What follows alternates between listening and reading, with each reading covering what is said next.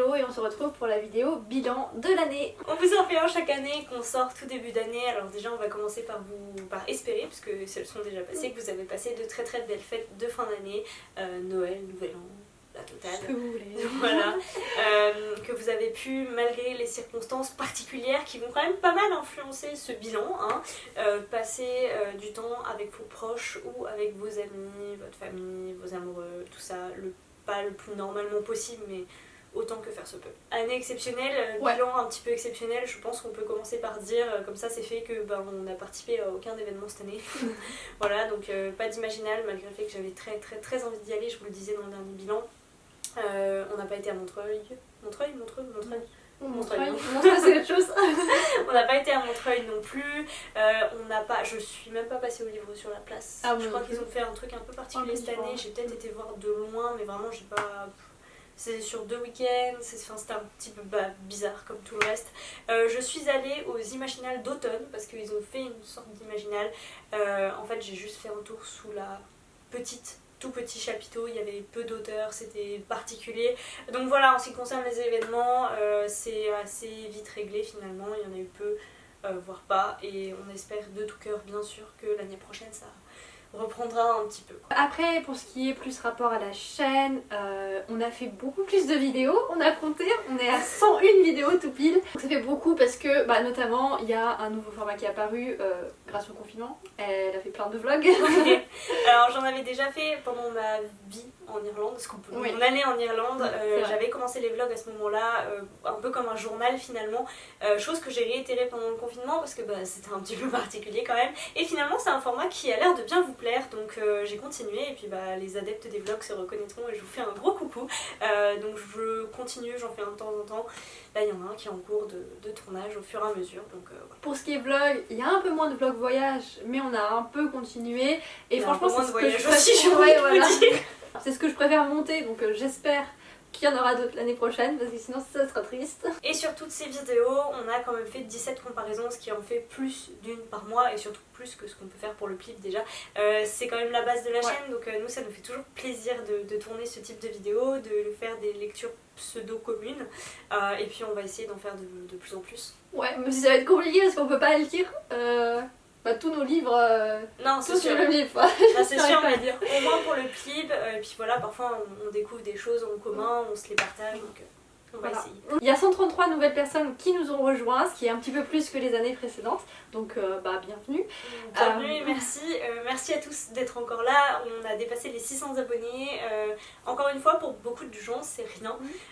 Mais pour nous, ça fait chaud au cœur. En fait, 600 personnes, c'est énorme. Alors vous n'êtes pas 600 à regarder toutes nos vidéos. Mais c'est déjà beaucoup. Et surtout, on a dépassé...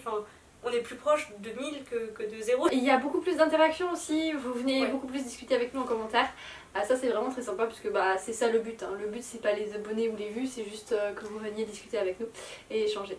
Que vous nous recommandiez des lectures, que vous nous disiez si vous avez aimé, pas aimé certaines lectures. Quel est votre avis par rapport à ce que nous on en dit, c'est toujours le plus intéressant et ce qui compte vraiment le plus pour nous, donc forcément vous voir interagir plus, là aussi ça fait vraiment chaud au cœur et on se dit qu'on fait pas ça pour rien et qu'on a des petits habitués qu'on reconnaît à chaque fois et ça nous fait toujours un très grand plaisir de parler avec vous. Ensuite, chose très importante, c'est qu'on a créé notre challenge cet été, un challenge de l'été, le Sweetie Gourmet Challenge, voilà, c'est très sympa. On va le reconduire l'année suivante, évidemment. On voulait vraiment faire, c'était un challenge saisonnier mais qui nous convienne et en fait on a vraiment voulu jouer sur l'aspect des menus parce que les menus c'est quelque chose qui revient dans énormément de challenges, mais finalement pourquoi on appelle ça des menus, donc nous on a vraiment décidé de jouer le jeu jusqu'au bout et vous allez déguster des cocktails, des assiettes, des plats, des desserts. Et donc bien sûr on va le garder. Merci à ceux parmi vous qui ont participé, ça nous a fait plaisir. Et nous on s'est challengé mutuellement. Voilà, on a découvert de nouvelles choses. En parlant de challenge, on peut faire un petit point sur les challenges. On vous a filmé d'ailleurs juste avant un tag, le tag de Mladoria d'ailleurs, sur notre rapport au challenge. Vous le verrez peut-être un peu plus tard en janvier ou février, on verra. Mais du coup, de mon côté, j'ai découvert le Cold Winter Challenge, j'ai découvert le Spring Flower Challenge, j'ai réussi un week-end à 1000 les gars. Moi pour ce qui est des challenges, j'ai laissé tomber le Pumpkin Autumn Challenge, mais c'est pas grave, ça va me laisser le champ libre pour d'autres challenges. Je continue de participer au challenge du clip qui varie toujours d'une année à l'autre. Je sais pas si je vais continuer l'année suivante, je verrai bien. Et puis je me challenge surtout personnellement en fait au final. Ça du coup, moi aussi on vous en parlera dans nos petites vidéos objectifs qu'on fait séparément du coup parce que c'est vraiment plus personnel, qu'on n'a pas forcément de challenge en commun. Et Mélo a parlé du challenge du PLIB et du coup ça permet de faire un formidable transition. On participe au PLIB 2021, c'est la 4e année consécutive, on est 5e du coup, 4, 5, je sais plus. 18, 19, 20, 21. Ouais, je sais pas compter. Et voilà, c'est toujours autant de plaisir, c'est toujours de nouvelles découvertes, de nouveaux auteurs aussi, tous francophones. Donc bon, on va pas revenir sur tous les bénéfices du PLIB parce qu'on fait une vidéo spéciale bilan PLIB à la fin de chaque édition. Mais c'est toujours un plaisir de faire partie de ce jury, d'en faire partie depuis le tout début. Et Mélo depuis peu. J'ai rejoint les organisateurs pour la partie informatique. Voilà. Donc c'était pour le PLIB 2020, mais au final j'ai rejoint en 2019 vu que c'est à cheval entre 2 années, mais bon au final c'est 2020 donc j'en parle là. Voilà, et du coup j'en fais toujours partie. Donc c'est à elle que vous devez en partie le site web et les petits ajouts ponctuels qui apparaissent, c'est elle. Événement marquant pour nous aussi et qui est là aussi très émouvant et le voir en vrai, là le palper c'est ouh. On a été contacté par J. Robin parce qu'elle avait beaucoup aimé notre comparaison sur l'apprentie faucheuse, si je ne me trompe pas, qui faisait partie du PLIB 2019 ou 2020 je crois. Non, 2019. 2019 ah, je sais plus. Je crois que c'était 2020 peut-être, ouais. Donc on avait fait une comparaison qu'elle avait bien aimée et elle nous a proposé de lire en avant-première son roman Les Princes du Feu de J. Robin, du coup qui apparaître chez Plume Blanche et nous a demandé de le chroniquer, ce qu'on a fait pour que son éditrice puisse choisir parmi la chronique une phrase qui résume du coup notre avis sur ce roman, phrase qui se retrouve en 4e de couverture et ben voilà quoi. C'est la première fois que ça nous arrive et peut-être la dernière, hein, on n'en sait rien, donc du coup on savoure un petit peu. Donc voilà, n'hésitez pas à vous le procurer au passage. Vous en avez déjà parlé mais il y a plein de petites images, l'édition est top, le roman super sympa. Donc, et puis on a fait une comparaison que vous avez peut-être déjà vu. Une autre chose, comparée à l'année dernière, enfin je sais pas, peut-être que c'est à cheval sur les 2 années, je suis beaucoup plus active sur Instagram qu'avant. Et pas que en story, j'ai un peu reimaginé les publications. Je change souvent de ce que j'ai envie de faire, donc il n'y a pas forcément de fil conducteur qui dure pendant des mois et des mois. Mais voilà, je m'amuse un petit peu là-bas. Et du coup, je suis un peu moins présente, notamment dans les présentations de romans. Je pense que pour l'instant, j'ai pas très envie d'en tourner. Peut-être que ça reviendra et que j'en referai, ou je suis toute seule. Voilà, donc c'est plus Mélie qui présente ses romans toute seule. Moi j'en parle plus facilement sur Instagram parce que c'est plus rapide, c'est plus simple et surtout c'est instantané. Voilà, j'ai envie de vous parler d'un truc, je vous le fais tout de suite et je le publie tout de suite, c'est pas comme une vidéo où il y a toujours un délai de latence et comme ça vous pouvez réagir tout de suite avec moi. Voilà. Moi du coup le format Instagram justement c'est peut-être l'instantanéité de la chose qui me freine un petit peu, c'est le fait de devoir faire des jolies photos. Oui, moi j'aime bien parce que du coup je peux imaginer des trucs et faire des cohérences avec les autres publications. Alors que déjà c'est un exercice qui a mené à 2 très compliqué du coup parce que ouais. J'aimerais bien mais je suis pas dans la tête de Mélo hein, quand même. Et en plus j'ai pas cette faculté, cette créativité nécessaire pour faire de jolies photos, les bons décors ou peu importe les excuses que je peux me donner, j'y arrive pas, voilà. Et je pense que quand on écrivait des chroniques sur le blog, j'ai beaucoup de mal à synthétiser, je pense que j'ai un bon esprit de synthèse, mais j'ai tendance à vouloir en écrire trop et sur Instagram ça risquerait de pas passer. Ça passe pas pour moi, ça me saoule. Donc du coup je suis en revanche beaucoup plus présente sur YouTube. Moi le montage c'est quelque chose que je fais énormément, qui parfois me fatigue, du coup je fais des petits breaks, mais j'aime beaucoup ce format.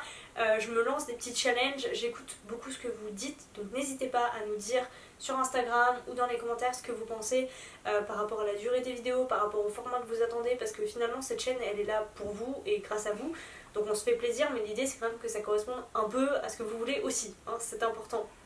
Et donc du coup là je me suis lancé un nouveau challenge de réussir à vous parler de plusieurs livres en 15 minutes, ce qui est pas forcément facile pour moi. Mais voilà, donc je suis effectivement beaucoup plus présente sur YouTube. D'ailleurs on a changé cette année, en 2020, toutes nos miniatures. ça y est, on a décidé de rajeunir un petit peu l'image, de faire quelque chose de plus minimaliste, mais aussi de plus joli, de plus cohérent, de plus harmonieux. Je suis assez contente du résultat quand je regarde la chaîne. C'est plus lumineux, c'est plus joli, c'est plus sympa, il y a vraiment une cohérence et une harmonie. Et on a déjà prévu de refaire les photos, mais sinon dans l'idée oui. Ça nous plaît. Oui, c'est vrai que les photos en particulier, il y a un petit problème de balance au niveau des couleurs et des lumières. Mais du coup on va les refaire. Et ce qu'on a refait par contre, c'est le graphisme de la bannière de la chaîne YouTube et de Facebook. Que j'ai redessiné sur tablette. C'était mon premier dessin sur tablette, donc soyez indulgents, mais je suis plutôt contente du résultat et ça va beaucoup mieux avec le reste et ça représente beaucoup mieux nous maintenant. Il ne reste plus qu'à vous parler de nos lectures de l'année 2020. Pour ce qui est des chiffres, je me mets pas d'objectif chiffré, mais j'aime toujours autant les chiffres. J'en suis à 78, mais je suis en train d'en lire un que je vais finir, donc ça fera 79. Et là, elle m'a amené plein de BD que je vais tous lire à la suite. Donc, allez, on va dire 80 lectures à l'année, ce qui est moins que l'année dernière. Plus que ça, je pense. Mais je sais que l'année dernière, en fait, la différence est due au fait que l'année dernière, j'avais lu une bonne grosse vingtaine de BD, et cette année, j'ai pas pu aller à la médiathèque et j'en achète que très peu, sauf exception. Donc voilà, pas de BD, pas de manga, tout de suite le chiffre est descend. Moi je m'étais fixé un objectif de lire 44 livres dans l'année, je crois que c'était ça, je visais 4 livres par mois, j'en ai lu 71 et il me reste encore un petit peu de temps pour en lire un 72e, sachant que moi pour le coup je me suis beaucoup plus orientée vers des graphiques cette année, ce qui n'était pas prévu du tout, mais ce qui m'a permis de faire de très belles découvertes. Donc j'ai dû lire pour le coup une vingtaine de BD, donc finalement je suis à peu près une cinquantaine de lectures, ce qui est pas mal, ce qui est plus que ce que j'avais prévu, mais on va pas se mentir, le confinement y est pour quelque chose, puisque forcément moi j'ai eu toute une période, je sais plus ce qu'il en était pour toi, mais j'ai été pendant toute une période au chômage partiel à 50%, donc j'avais des journées de 4 heures au lieu de 8 heures, enfin 7-8 heures. Donc forcément, j'ai occupé ça à ce temps-là en lisant. Voilà. L'année dernière, je vous disais que globalement, il y avait eu assez peu de coups de cœur et beaucoup de lectures pas terribles ou pas mémorables. Cette année, j'ai compté quand même pas loin d'une dizaine de livres, alors dont des livres très nuls, beaucoup de livres très nuls, quelques livres bof et des livres de bonne qualité mais que j'ai pas aimé. Mais là, du coup, on dépasse les 10 si je compte les livres de bonne qualité mais que j'ai pas aimé. Mais il y a quand même eu de très bonnes lectures, donc ça va, tout va bien. De mon côté, c'est à peu près kiff. J'ai relu toute la liste de tous les livres que j'ai lus cette année et en fait il y en a vraiment 5 qui m'ont soit sorti de ma zone de confort, soit bluffé, soit qui ont été des coups de cœur. Je donne quand même mes 2 gros coups de cœur de l'année, je pense, enfin les 3. Les Chaînes du Silence. Oui, évidemment. De Céline Chevet. La Ville sans vent, qui est incroyable pour un jeunesse. Et Malgré tout, que Mélo va bientôt lire, qui est un graphique absolument sublime. Voilà. Évidemment, pareil que pour Mélie, cette année a confirmé l'amour que j'ai pour les romans de Céline Chevet. Décidément, elle fait à chaque fois des romans mais magnifiques. Donc Les Chaînes du Silence, évidemment. Qu'est-ce que j'ai d'autre parmi les romans mémorables? Oui, alors j'ai lu beaucoup plus de thrillers que l'année dernière, qui est un genre que j'aime beaucoup. Et là-dedans, il y a un thriller vraiment mémorable. D'habitude, les thrillers ils sont tous au même niveau et voilà, je m'en souviens pas forcément. C'est juste une histoire que je lis et après j'oublie et ça me va très bien. Mais là, celui-là est vraiment très bien parce qu'il est un peu engagé aussi. Il s'agit de Toute blesse, la dernière oui, de Karine Gibel. Vraiment incroyable.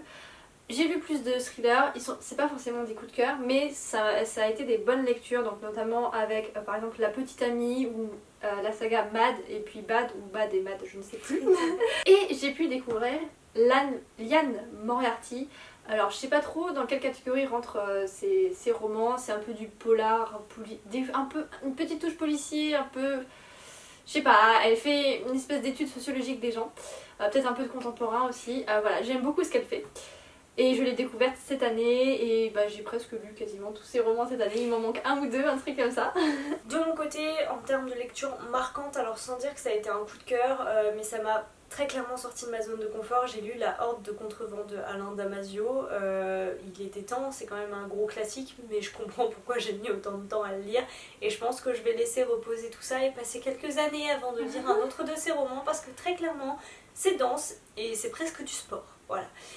Et sinon, autre coup de cœur avec lequel j'avais commencé l'année, dont je me souvenais pas forcément, mais enfin Vraiment ça m'avait mis une claque quand je l'avais lu, c'était Changer l'eau des fleurs, que j'ai adoré et que j'avais lu sur les conseils d'ailleurs de Build Up, et je ne peux que vous le conseiller également, c'est une lecture absolument magnifique. Un autre gros coup de cœur et qui est un coup de cœur et qui me sort de ma zone de confort, c'est Le cœur des femmes, qui est écrit par Martin Winkler, je sais pas exactement. Vraiment un roman génial à mettre entre toutes les mains, un roman pédagogique aussi, je pense. Il pourrait être lu dans un cadre scolaire. Comme l'avait dit Mélie avant, La découverte de la vie de Saint-Van, qui est un très bon jeunesse. Le Plib, qui m'a fait découvrir de très bons romans, de très mauvais mais de très bons aussi. Comme l'année dernière, au final, chaque année, le Plib nous fait découvrir de très bons romans. Et des mauvais. Des livres qui ne sont pas faits pour nous, en tout cas. On va plutôt le dire comme ça, qui nous ont pas touchés. De mon côté, il y a quand même un abandon à signaler. J'abandonne assez rarement les livres, mais celui-là, j'ai pas pu, et c'est un déchirement puisqu'il s'agit du dernier souffle de Fiona McIntosh, le tome 1, Le Don. Et pourtant, j'en avais entendu tellement de bien que je me suis dit que j'avais dû lire de travers, ou je sais pas, mais j'ai pas pu. Voilà, j'ai vraiment pas pu, c'était pas fait pour moi. De mon côté, il y a plusieurs abandons, je crois que j'abandonne de plus en plus facilement et c'est tant mieux, parce que comme ça j'ai le temps de découvrir d'autres choses et de pas m'apesantir sur un truc bof. En 2021, je sais qu'il y a des BD qui vont bientôt sortir et j'ai très hâte, donc notamment Elana, le tome 6, et Dans la tête de Sherlock Holmes, le tome 2. Voilà, j'ai très hâte qu'ils sortent. Pour ce qui est d'autres romans, j'ai pas trop de saga en cours où si je peux pas la continuer c'est parce que le roman n'est pas sorti. À part L'âme vive, le tome 2, mais on n'a pas trop de nouvelles sur la sortie, on sait pas trop, donc voilà.